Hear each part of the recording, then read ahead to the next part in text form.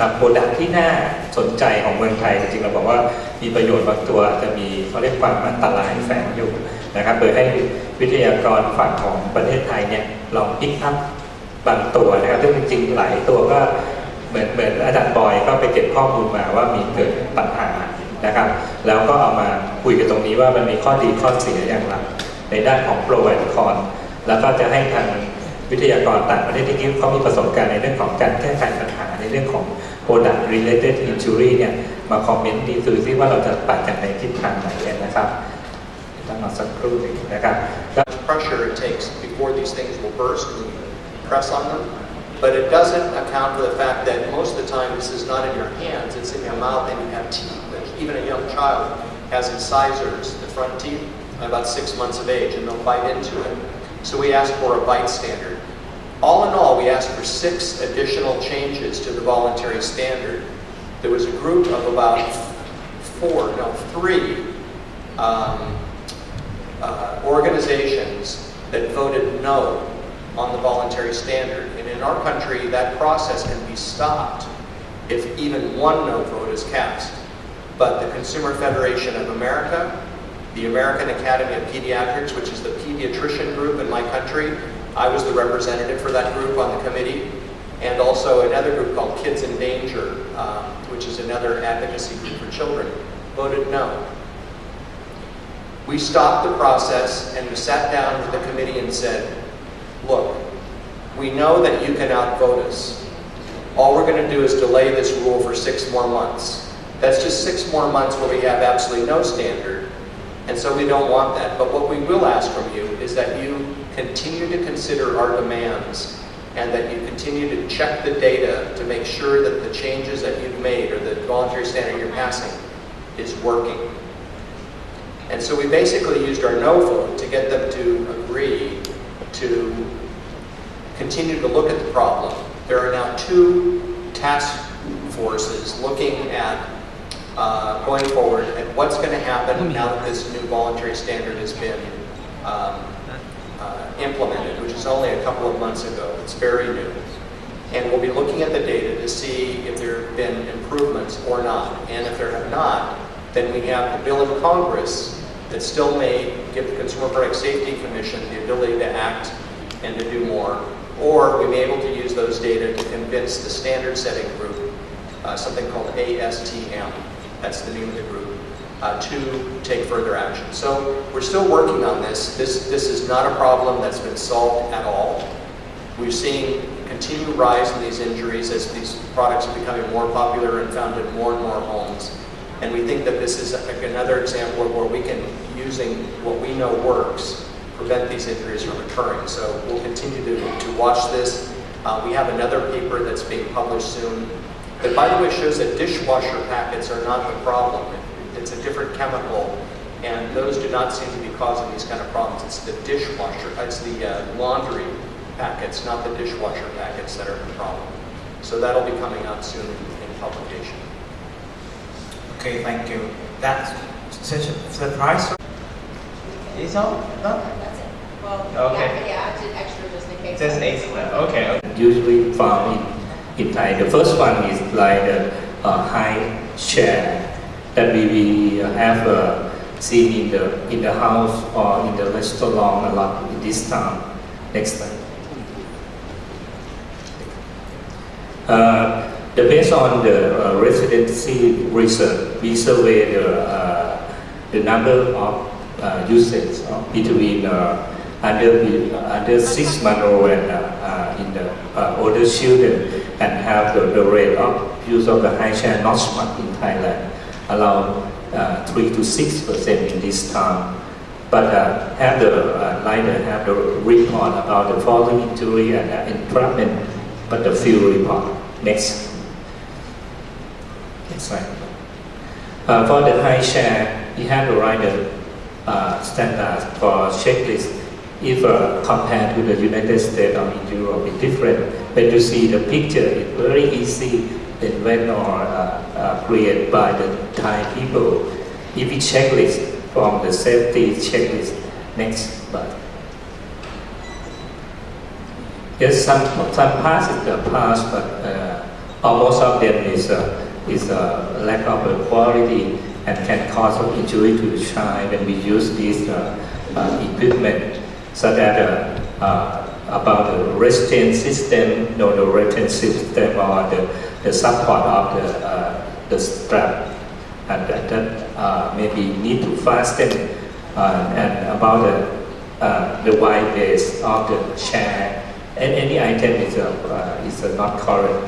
Next, and a report in the United States, I think that from your publication, it said that around 1 hour it have one children that have injury from high chair related injury, and most of them is come from the closest injury. And from the Thai, we try to find the incident. Next slide.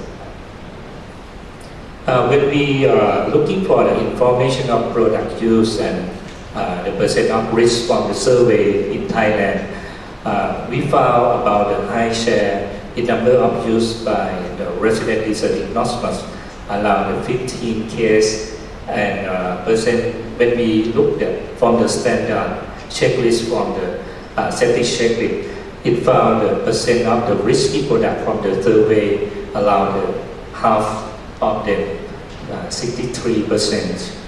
And next, and when we looking for the outcome of the injury from the high share, from the number of the 15 case that we surveyed, we not found any incident of the mortality or disability or the report from this product, but it not show, but it not mean that it not happen maybe under the report. Dr. Gary, you think about this because you work a lot on it, but it's a new thing for Thailand, and we can find out in the restaurant, and now it's product that usually father and mother and parent buy for the children in the house. Yes, use of high chairs has become relatively more important. We looked at this a number of years ago, and most of the injuries are from falls, and the serious ones are associated with head injury, as Dr. Santa mentioned. So I think the issue that is appropriate restraint, and restraints that children cannot undo themselves. And the other thing is to make sure that the high chairs themselves are stable so they don't tip over. And one of the things that we've seen is that children can put their feet up on a table. If they're pushed up close to a table in their high chair, they'll put their feet up and push on the edge of the high chair, and they'll fall backwards. So right now, the Consumer Product Safety Commission is looking at rearward stability of high chairs, and that's likely to be the next change in this product. I'll mention just briefly that something very important happened recently in the United States. There was something called the Child Product Safety Improvement Act that was passed in 2008 by the U.S. Congress. It was the most significant product safety legislation that's been passed in our country in more than 2 decades. Very important for children. And it now says that certain children's products, instead of being under what's called a voluntary standard, and these standards are primarily determined by committees that are dominated by industry representatives, those voluntary standards will now become mandatory standards that will be administered. The high chairs, and we do see those recycled a lot, and a lot of times it is the older ones, which then continues to create that safety issue. Wow, that is harder than the car seat. Yeah, there are There's no second second hand. Yeah, exactly. Okay, we move to the next product. Oh, this one. This the second product is we show in the picture is in Thai we call Payuan. It's like a swing bed or something like that. They put the babies in that, and then they sleep in that place. Yes, that much. We know it's a good reason for use because we have the risky from the many report from the new in the Thailand about the risky sleep partner that usually come from the obesity parent or maybe on the child activity when they sleep they can move to over the bed and some the parent have the sedative that trigger or the alcohol intake that increase a lot of death in the children from the unintentional and almostly in the 1 year below the 1 year old is the population at least. Next.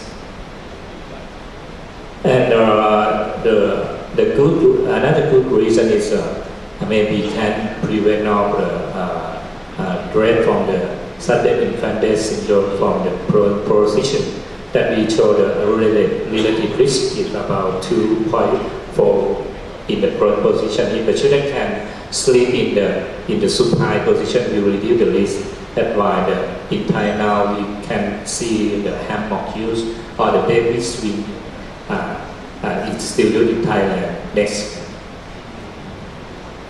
And this is the new in the Thailand is a report about the shocking matters about the 6-month-old death on the baby swing during the sleep. It's a big news in this year. Only one, but only famous, but it's just a couple weeks it disappeared from the internet of the people. Next. Another good reason is because in Thailand intention about the cosmetic or the beauty reason. Because if they put the baby to sleep in the supine position, sometimes can cause of the positional brachiocephaly that can occur when put the children on the supine position during the first month of their life when the scalp is still in the soft period. Next. For the exposure assessment, use the rate of the baby product. We show that we call the baby swing, including the hammock and like the cradle. Yes, the percent of use rate allowed 50% in both in lower 6-month-old and upper and older children. Next. And from the CV of Dr. Adisak and Dr. Papasi, it showed the standards of the we call the baby swing. In Thailand, it have a modified from a standard. It used to recommend the strong for 4 wall and space between the gap of the gates allowed the 6 not exceed the 6 centimeter and thin coverage for strong structure and strong for no gap, no broken or damage of the structure. Next. We talk about the intolerable risk. The major injury we come from the outcome of a falling or history of a tip over of this equipment. Next. And the minor we count from the outcome such as from the strut and the finger and forearm entrapment and abrasion from the sharp edge of this equipment. When we calculate next part, from the potential hazard exposure from the survey, we found the patient or the children that we use allowed the 40% and not to allow the 67% and different outcome. It more found the outcome on the group that use this hammock or the baby swing. Next. When we calculate, estimate the risk, it come out the outcome that very interesting. Overall, estimated in the time, children from this survey research it allowed the relative risk about 1.8, but not in this time no significant because the small sample size. But when we can draw it easily in number it to have it need the children or the parent use around 9 cases, you have the 1 case overall of this injury. If we intention on the major outcome, it's not significant but increase the more risk of the injury from 1.8 to 3.1 and number need to have it allow 10 case you have the one case, and in this study maybe need more of the sample size than this because it's just a survey, just initial survey research for the Thai children. This is another product that I think that it may be the problem, and maybe I will be through Dr. Gary Smith, Don, and Emma for this talk about because from the swing, baby swing in Thai, it have believed that if you're on the hammock, maybe help about the skull development and can reduce the sudden infant death syndrome, maybe. Yeah, I'm not sure if you have it in US. No. No, I haven't seen this one now. It's just like the last one, right? Just like We have baby hammocks and other Yeah, they look similar. We have baby swings and children's. Yeah. it's more or less like this, but Yeah, we have you cannot swing it. Yeah, so we have that, We do have bassinets, they don't necessarily look like that. We have pack and plays that are stationary Yeah. and can be packed up and then moved to different places. And then we use cribs, and then we do have swings, but they are more Fixed. swing. Yeah, they look, yeah. they're I'm not familiar with. Yeah, some of them just fall down from the crib, just like this. I mean, it's swing. Can you swing it? It can swing. Yes, And but you not they're fix more- it, and like they're falling down from. Yeah, they're more upright. And there are issues with that too. I mean, I understand this because we have an issue with, we call it co-bedding. Yeah. So we have things on the market so that parents are not sleeping with their children, but this is, I'm not sure about this one. Okay. Well, So this is. yeah, go for it. I was Gary. going to say this is an area where there's still lots of work to be done on developing these things. So what we're really talking about is what we call safe sleep environments for infants, and we know that that babies should be on their back alone. We say in a crib in the United States, but depending on where you are in the world, there are other appropriate sleeping environments for children. For example, in Finland, when a baby's born, they're sent home with a box with supplies in it, and the parents take the supplies out of the box, and the baby actually sleeps in that cardboard box. And it's been done for years, and their death rate from suffocation is much, much lower than in the United States. But any type of soft bedding or things that are put into that environment, that a child that's soft, that can lay over the child's mouth and conform to their mouth and block the airway, can lead to suffocation. And we've got a study that we're just now publishing. In our country, it's things like blankets, pillows, really common. Pillows are a huge issue. Baby bumpers, we haven't seen any deaths from that in our study, but it's a concern for a lot of people. The problem is, at least in our culture, parents want to create what we call a nest, like a bird's nest. They want to create a nice, soft, comfortable nest because that's what they think the child wants and is comfortable. It's exactly what's more likely to cause their child to die. They don't know that. It has to be a firm, almost hard surface. They need to be on their back, and children are fine with that. The problem of the flat skull, the plagiocephaly that he was showing, these are usually temporary. As soon as the child starts to get old enough where they roll over and are moving around more, that will remold and be fine. It just bothers parents because it doesn't look right in the beginning, but that's much better than having a child die from suffocation. So we just tell them, put them on their back, on a firm surface, alone, nothing else in the environment, and that's the safest way for a child to sleep.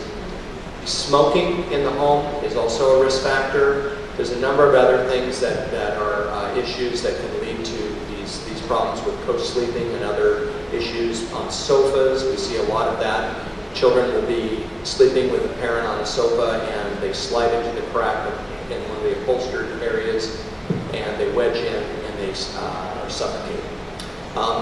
The Consumer Product Safety Commission has looked at the rocking surfaces, the swings. They're trying to decide how much of an angle is too much. But the concern is that if the child slides or rolls, that they can wedge themselves into a side or corner of the swing or the crib device and again suffocate. So, in my opinion, these are bad ideas. What you should do is use just a bare surface, nothing else in the crib. That's the safest way for a child to sleep. So these are examples of unsafe sleep. From a coordinator's, an educator's point, when we talk to the parents, we go back, no bumpers. The problem is the bigger picture is that of a celebrity's nursery. So we up to, and so this is what you get, all the extra. When you walk into our department stores, you see the bumpers with the themes. So we have things like Winnie the Pooh or Mickey Mouse. You see those and they come in a package. And manufacturers are trying to make money, whereas they are not looking at the safety side of it. So when you walk into those stores, this is what you get are the matching sets. And so it's hard to tell a parent, you can't use that bumper, you can't use those pillows, you can't use those stuffed animals in the beds because they're unsafe when they go into the stores and that's what they see, or they look on the internet and they see celebrity nurseries with all of the extra in them. Yes, hold him and get let him to sleep by himself, by herself. But I talked with Ajahn Adisa that this is a problem a lot in this time. We need to just mention about the risk because it shows association in this time about the major and minor and overall outcome. But if we select one, maybe on the hammock, maybe related with the Thai culture, and this time no report of the like falling any problem, but it limited by the development of the children. Because if the children or baby older than allow the 4-1, it usually can roll over, that it can cause of easily to falling from the hammock or payuan. And in this time, I think maybe select one in this time, or maybe prohibit or have the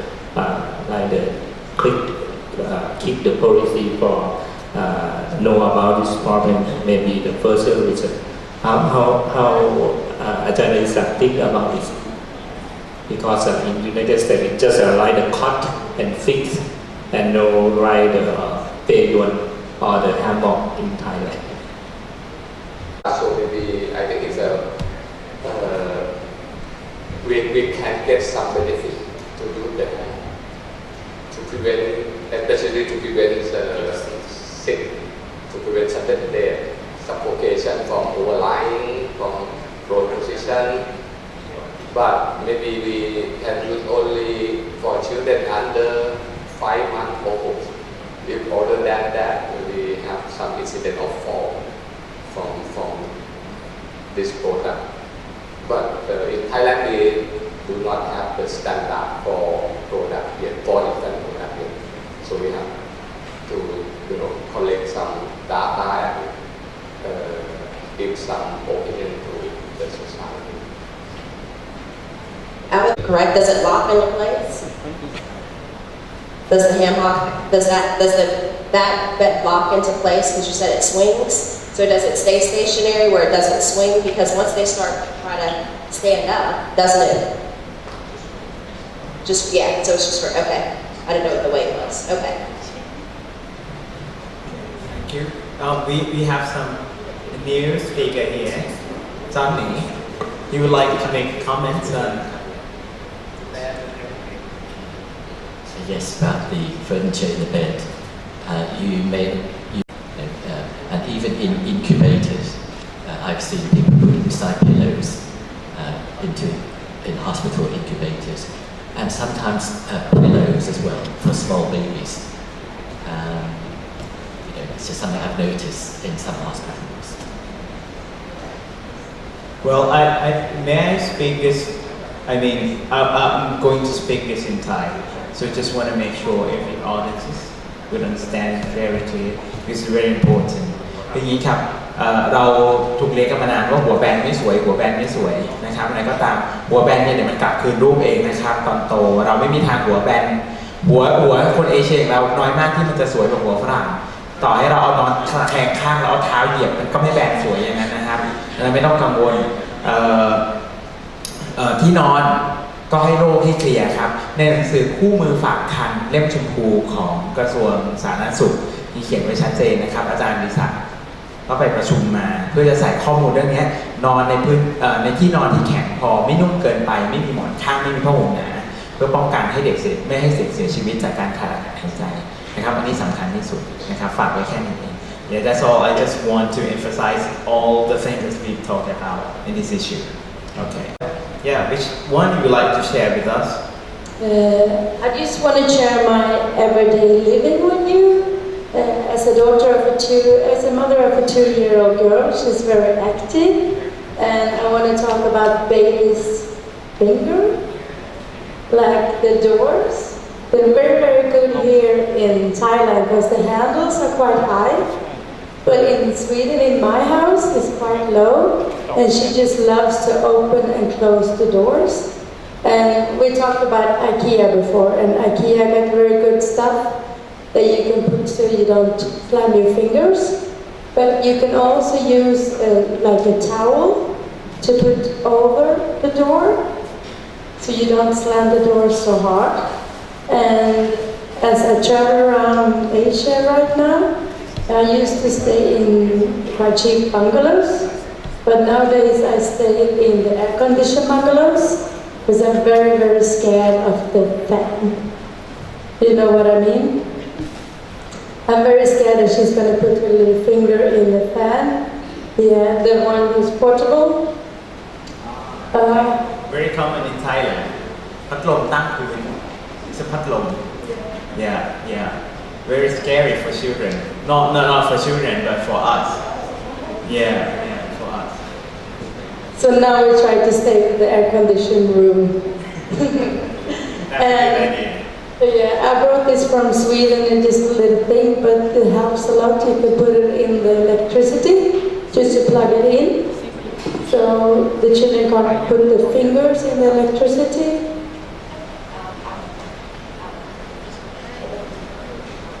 But you think, you can plug it in so they don't put the fingers in the electricity. And we have talked about small stuff that the kids put in the mouth.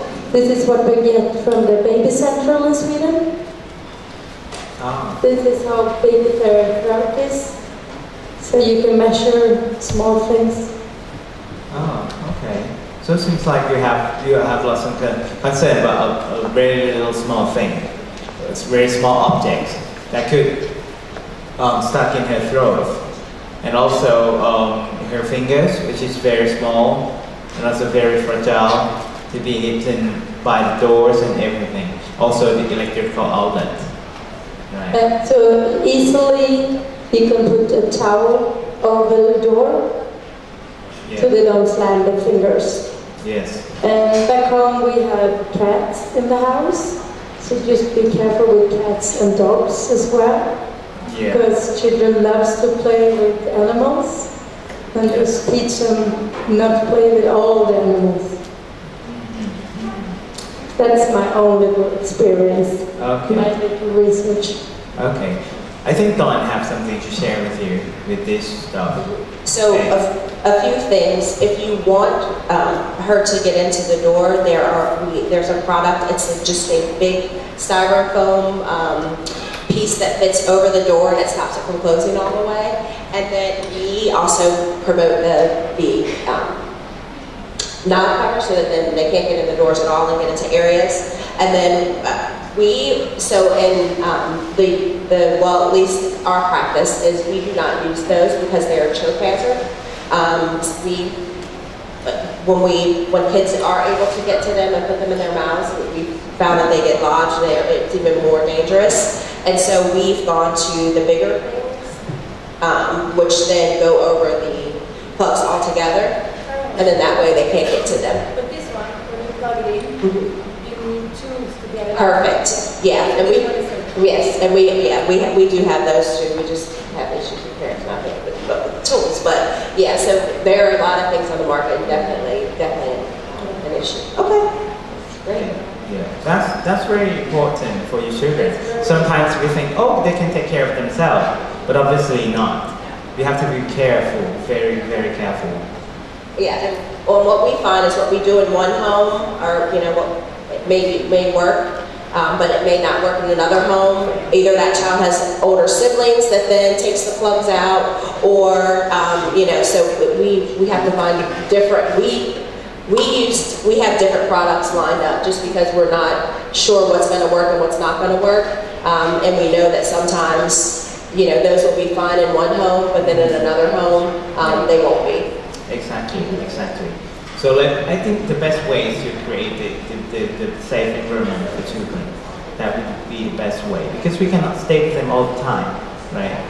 But I think if you think about the cost of everything, if you think about the money, like I use hairbands to tie my doors in the kitchen. Oh wow! And it's almost for free. Yeah. I bought a lot of things at IKEA, but I never used them. So you can use very easily stuff with low cost. Yeah, and also those the specific product for preventing injuries. It used to be very expensive here in Thailand because for the previous time they do not have it. They have to import it from another country. But right now they're spreading over. Even in Tesco Lotus, which is a superstore in Thailand, they have it. So it's very easy to find, very cheap. It's worth for. Yes. Okay. Then I think Gary have something very interesting here. So how much time do we have left? Maybe like 10 minutes, I think. Okay. The most. So while he's I was going to talk about laundry. You can skip the next couple of slides. Okay. That Just like small parts test fixture that Emma had. Can you show that again, Emma? The small parts tube. Yeah, that tube that she's holding. If an object, a part of a toy or a toy fits all the way inside of that tube, it should not be given to a child less than 3 years of age, according to the standards that the United States has for consumer products. Let me just caution you that this is very conservative, that it really depends not only on the size, but also the shape of the object. So something like a rubber ball, because it is the right size and shape to completely plug or block a child's airway, they're much more dangerous. And so their standards are much more strict. The diameter of that tube is 1 1/4 inches in diameter. However, balls have to be 1 3/4 in diameter or greater before they're used by small children. So if you have toys or other objects that are round in shape or oval, something ovoid that would fit into a child's throat and completely block it, you shouldn't use this choking fixture that's commonly used for small parts. You should use something that actually is more strict, that will eliminate threats to a much larger size, because once the airway is blocked and air isn't moving, the child has only minutes before they die, and it's very hard to get an object out of the airway once it's completely blocked. It's very hard to get in and grab it or to force it out. So next slide. So this is something that you may have seen. Have you seen these magnetic toys that have magnets that are very small but very, very powerful? Okay, they started showing up in toys a number of years ago. And the problem was that if you swallow one of them, if you're a young child, or actually older child as well, if you swallow one of them, it's likely just to go ahead and pass all the way through without a problem. The problem is if you swallow more than one, if you swallow 2 or more, they're so powerful that they actually will attract each other across the loops of intestine in your body.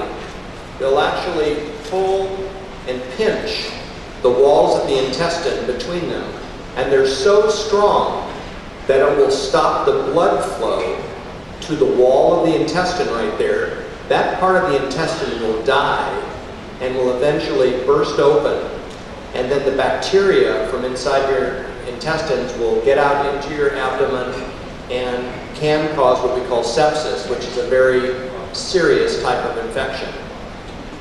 Even if they don't cause sepsis, they can cause damage to the bowel that will require the surgeons to go in and actually remove parts of the bowel and reconnect. They can cause tremendous amounts of damage. We've seen one death in the United States. It was actually at my hospital of a child that ingested 7 of these. We did a study that looked at these magnets. Our cases range from anywhere from 2 magnets up to 40. This set right here that you see has 125, I believe, magnets in it. So it's very easy for 1 or 2 of them to become separated. This was originally marketed in the United States as a toy designed for adults, but the lower age limit actually included what was technically a child.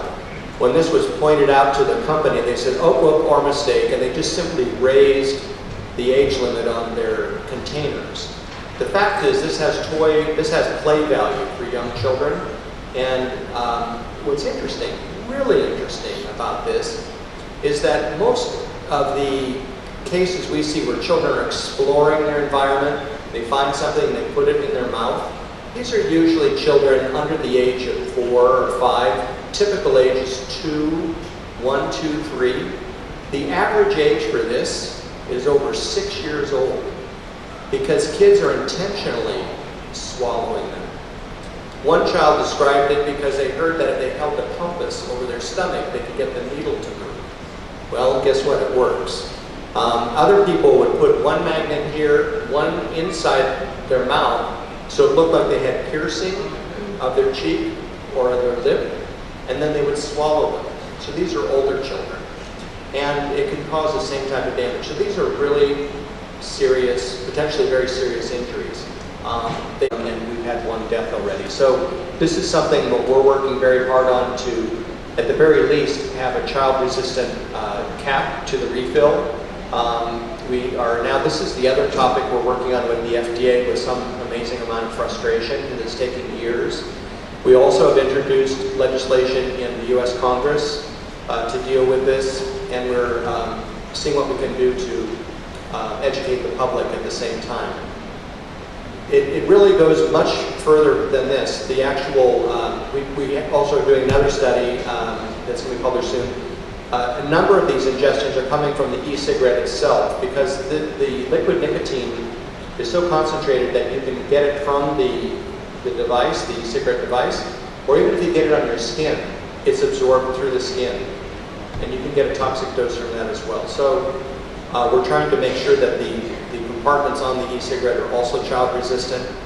And just when we thought we had that problem solved, or at least we're working in the right direction, guess what? They're coming out with an inhaler like you use for asthma, okay? Except it's nicotine.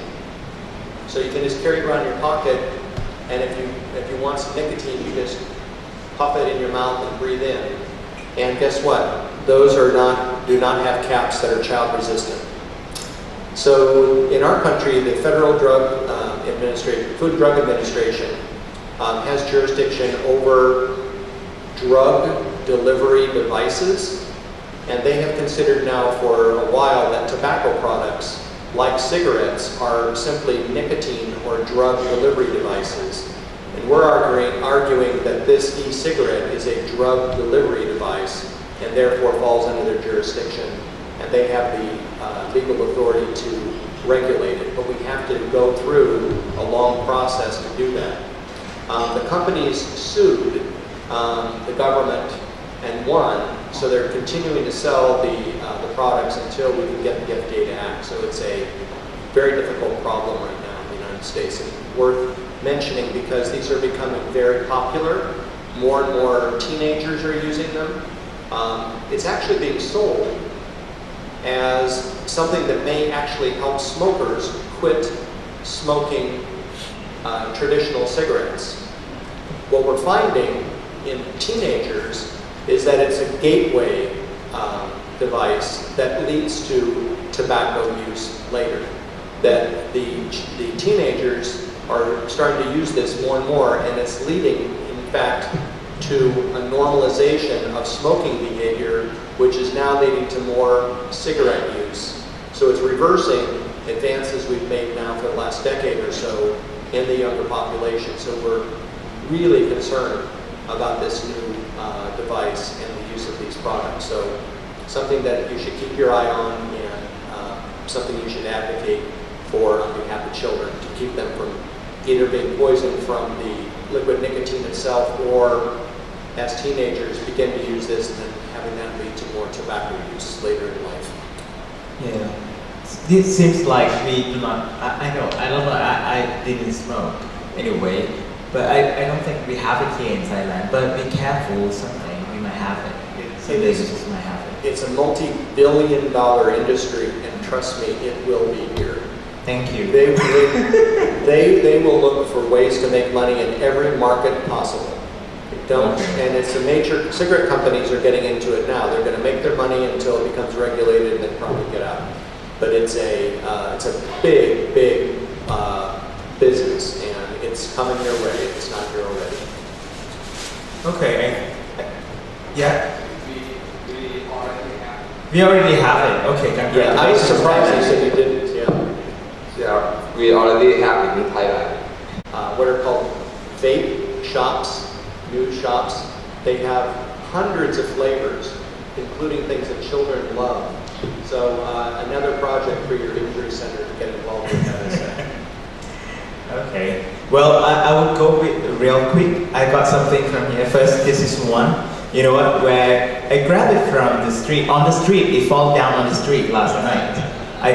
We drove past by on the street somewhere, and then we found it. Yeah, it's dangerous. Anyway, be careful. And also, this kind. Yeah, it could just like stuck in your throat. Yeah, it can fill into the tube. So it's very easy for your children to swallow it and they're stuck in their throat. Be careful in everything that your kids brought into your house. Yes. Well, I will end this session with each of like one sentence or a couple of sentences for each of you. Yeah, for our audiences. Okay, let's start with Gary. Yeah, a couple of sentences for our audience in terms of injury prevention. some parting words. Cause is noble. There's no more noble. There's more noble cause than helping save the lives of children, and all of you are part of that. And it is my pleasure to be here today, to be with all of you, because we share a common mission. We're here to make this a better world, a safer world for our children. It's a wonderful, wonderful thing to be able to do with your life, is to help protect children. We've talked about all the problems today, but let me give you some good news. There are many things that are occurring right now that are very encouraging.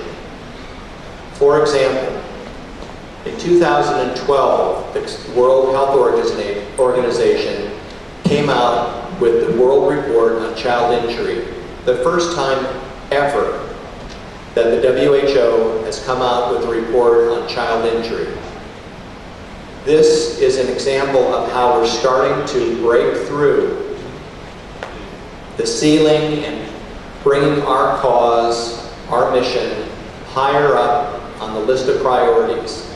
As we've been more and more successful on combating other public health problems, primarily the infectious diseases, we're on the verge of eradicating polio from the planet.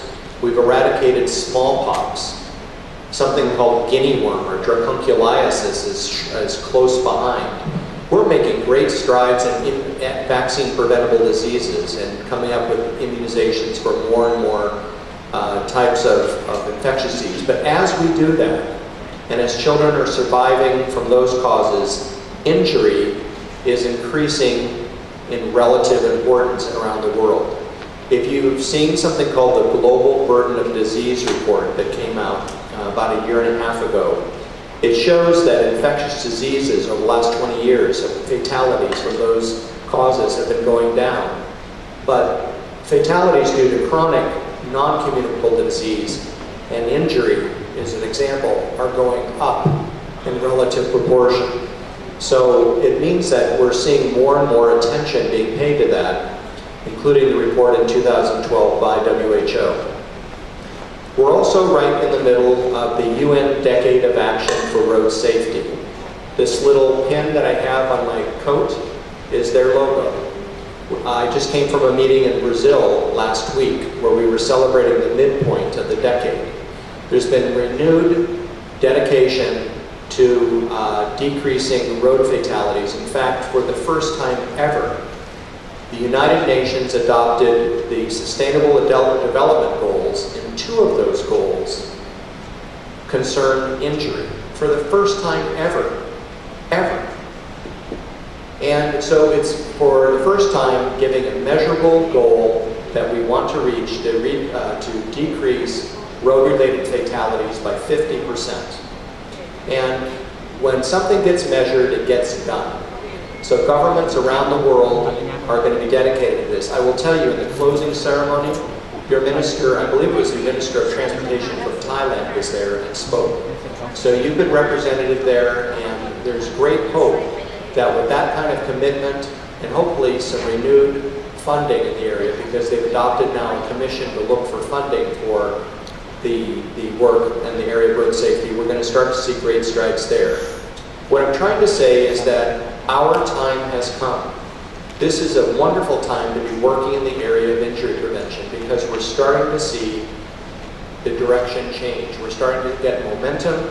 Our cause is being recognized as one that needs to be addressed. We're seeing more and more attention paid at the highest levels of WHO, United Nations, UNICEF, and other groups. So let me just say, keep up the good work. I want to thank you for all the work you do. I want to thank Dr. Adasak and all of the members of his team that are doing so much here in this country. I've seen many research centers around the world. I've visited them. I have colleagues. You won't find a better injury research and advocacy center than you have right here in this country in Bangkok with Dr. Adasak and his team. It is a phenomenal operation. You should be proud of the work they do. And I'm very happy to say that I am so inspired by the work that they're doing and all that you're doing from the conference that we just heard, what's going on in all the safe communities around the world. So my words to you are, thank you for your good work. We're moving in the right direction. There's plenty of reasons to be hopeful that we're going to be able to really make a difference in this problem in the coming years. And I look forward to working with you on that. If there's ever anything I can do to help you with your work, please contact me, because I'm there to help you. And I will probably be calling on you as well, because I know that you have lots that you've done that I can learn from as well. So thank you, everyone. Thank you. Extremely honored to be here. This is my first international trip, and I do believe that I don't know how it's going to be topped. This has been an awesome experience. I thank you for allowing me to come and share some of the things that I do, some of the things that I'm passionate about. I appreciate the presentations that I've heard since I've been here. I have learned from each and every one of them, and I will take that back to my colleagues and my hospital, and I hope that I provided you today with something that then you could possibly use, because we all do this together. We all want the same outcome, and that kind of creates a little a family. And I am honored to be part of this family, and I once again just appreciate the opportunity to be here today. So thank you. Thank you very much. And our last speaker here from International, Emma, please give me a word for the audience. I can just agree with the other speakers here. It's been an amazing week, and I'm really, really honored to be here to present our work, and I'm very glad to join the team at Dramatibody, that we could be able to do this women project. So thank you. Kapunka.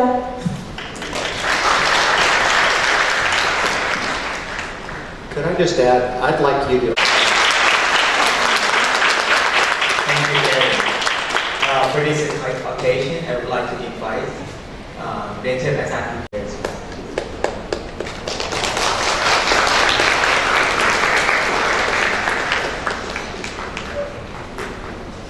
Emma.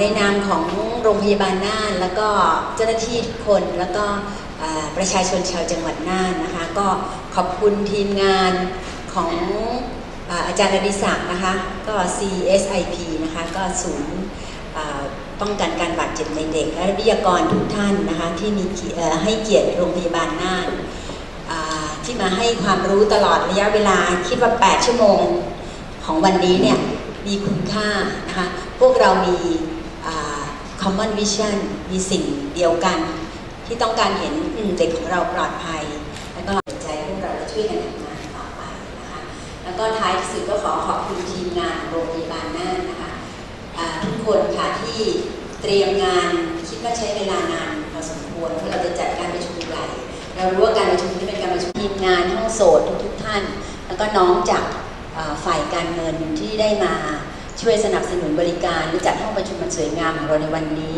และท้ายที่สุดนี้ก็ขอบคุณน้องนักล่ามที่อยู่ในตู้ทั้ง2 คนนะคะซึ่งก็ช่วยอำนวยความสะดวกในการทำให้การประชุมวันนี้ราบรื่นนะคะขอบคุณทุกท่านอีกครั้งและขอให้ทุกท่านเดินทางกลับอย่างปลอดภัยค่ะสวัสดีค่ะ Thank you everyone for coming here today ขอบคุณครับขอบคุณทุกท่านนะครับ